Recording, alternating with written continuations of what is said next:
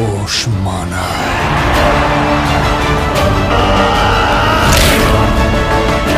কি চাও তোমরা? দেশ।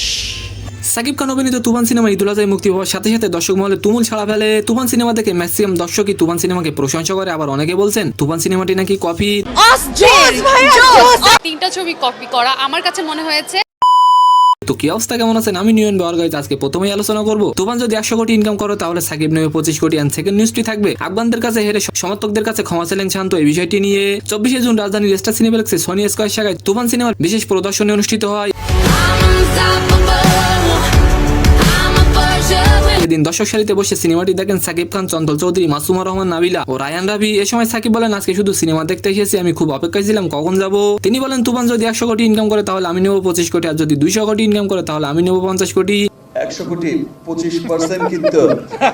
আর এবার আলোচনা করবো আফগানদের কাছে হেরে সমর্থকদের কাছে ক্ষমা চাইলেন শান্ত। সুপার 8 টানা 2 ম্যাচ বাজেভাবে হারার পরও সেমিফাইনালের সুযোগ ছিল বাংলাদেশের সামনে।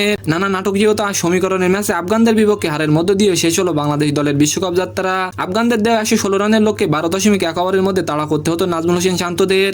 সেটা তো দূরে থাক, শেষ পর্যন্ত ম্যাচই জিততে পারেনি বাংলাদেশ। সমর্থকদের প্রত্যাশা পূরণ করতে না পারায় সবার কাছে ক্ষমা চেয়েছেন শান্ত। তো সম্মানিত দর্শক, আজকের ভিডিওটি কেমন লাগলো অবশ্যই কমেন্ট বক্সে জানাবেন। আর ভিডিওটি যদি ভালো লাগে অবশ্যই একটি লাইক দিয়ে আমাদের চ্যানেলটিকে সাবস্ক্রাইব করে দিবেন। ধন্যবাদ।